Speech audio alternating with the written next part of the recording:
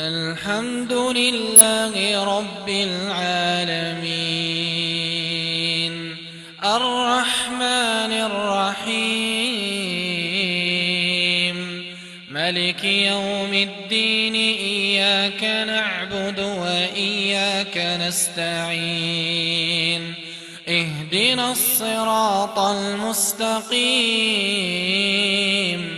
صراط الذين أنعمت عليهم غير المغضوب عليهم ولا الضالين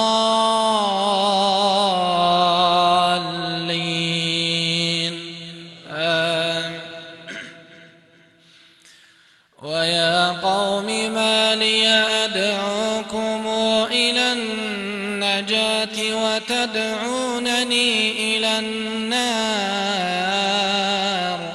تدعونني لأكفر بالله وأشرك به ما ليس لي به علم وأنا أدعوكم إلى العزيز الغفار لا جرم أن ما تدعونني إليه ليس له دعوة في الدنيا ولا في الآخرة وأن مردنا إلى الله وأن المسرفين هم أصحاب النار فستذكرون ما أقول لكم وأفوض أمري إلى الله إن الله بصير بالعباد فوقاه الله سيئات ما مكروا وحاق بآل فرعون سوء العذاب النار يعرضون عليها غدوا وعشيا ويوم تقوم الساعة أدخلوا آل فرعون ويوم تقوم الساعة أدخلوا آل فرعون أشد العذاب وإذ يتحاجون في النار فيقول الضعفاء للذين استكبروا إنا كنا لكم تبعا فهل أنتم مغنون عنا نصيبا من النار قال الذين استكبروا إنا كل فيها إن الله قد حكم بين العباد وقال الذين في النار لخزنة جهنم ادعوا ربكم يخفف عنا يوما من العذاب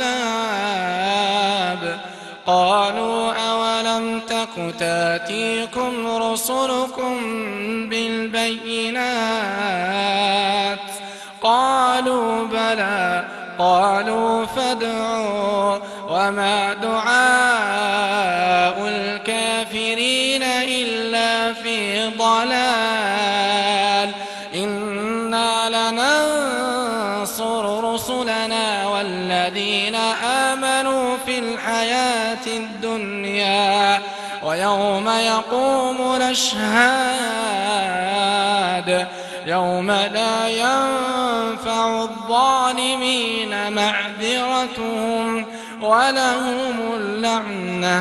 ولهم اللعنة ولهم سوء الدار ولقد آتينا موسى الهدى وأورثنا بني إسرائيل الكتاب هدى وذكرى لأولي الألباب فاصبر إن وعد الله حق واستغفر لذنبك وسبح بحمد ربك بالعشي والإبكار واستغفر لذنبك وسبح بحمد ربك بالعشي والإبكار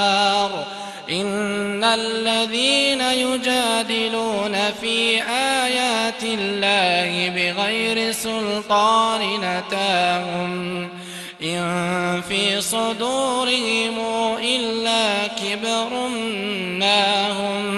ما هم ببالغيه إن الله هو السميع البصير لخلق السماوات والأرض أكبر من خلق الناس ولكن أكثر الناس لا يعلمون وما يستوي الأعمى والبصير والذين آمنوا وعملوا الصالحات ولا المسيء قليلا ما يتذكرون إن الساعة لآتية لا ريب فيها ولكن أكثر الناس لا يؤمنون وقال ربكم ادعوني أستجب لكم إن الذين يستكبرون عن عبادتي